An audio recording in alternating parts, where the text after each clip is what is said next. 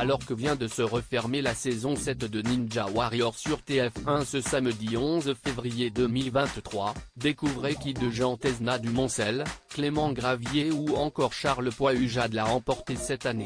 Ce samedi 11 février 2023, TF1 diffusait le 6e et dernier épisode de la saison 7 de Ninja Warrior. Après les passages des héros du programme ou d'anciens candidats de Koh-Lanta, comme Bastien, co-vainqueur du totem maudit, il n'était plus qu'une poignée à se présenter aux portes de la finale, découpée en deux pour la première fois de l'histoire du jeu de Denis Brognard, Iris Mittenard et Christophe Beaugrand.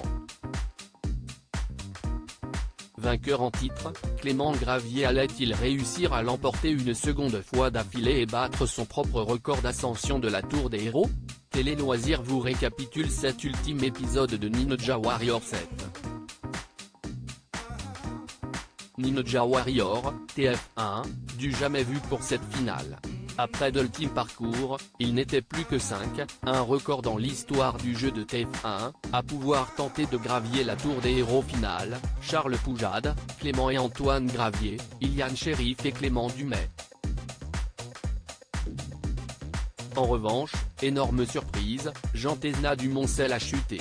Pour sa 7e finale, le champion historique de Ninja Warrior n'aura pas droit de tenter une 4e fois l'ascension des 23 mètres de corde. On saluera également l'exploit de Maura Angélique, meilleure candidate de la saison.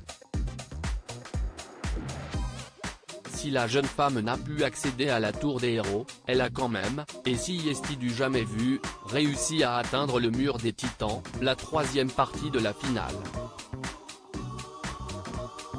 Ninja Warrior 2023, qui a remporté cette saison 7 sur TF1, Clément Gravier, vainqueur de la saison 6, allait donc pouvoir défendre son titre.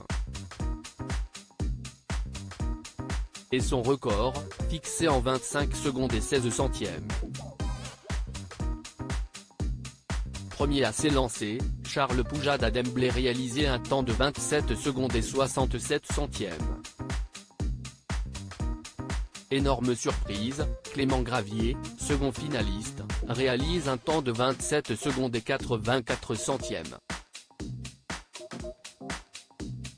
Il perd donc son titre. En 28 secondes et 21 centièmes, Iliane Sheriff ne remportera pas non plus cette saison 7. De même que Clément Dumais et Antoine Gravier, en 3260, bien plus lent. Il n'y aura pas de Ninja Warrior cette année en France, conclut Denis Brognard. Ninja Warrior, personne ne remporte les 100 000 €. Vous l'aurez donc compris, c'est Charles Poihujade qui remporte cette saison 7 de Ninja Warrior. Le jeune homme qui avait jusque-là atteint par 3 fois la finale ne s'était encore jamais frotté à la Tour des Héros. C'est dire l'exploit. C'est un rêve qui se réalise. De tout simplement réussir à grimper cette Tour des Héros. C'est l'une des plus belles victoires de ma vie, a confié le jeune homme spécialiste du parcours, avant d'être félicité par sa compagne. Mais, en ne battant pas le record français du jeu, il ne remporte pas les 100 000 € de gain mais la somme de 10 000 €, promis au vainqueur, de même que Maura Angélique. Pas d'inquiétude, il pourra retenter sa chance l'année prochaine, TF1 ayant ouvert les castings pour une future saison 8 de Ninja Warrior. À lire aussi Koh-Lanta, le feu sacré, une candidate de Ninja Warrior au casting de l'édition 2023.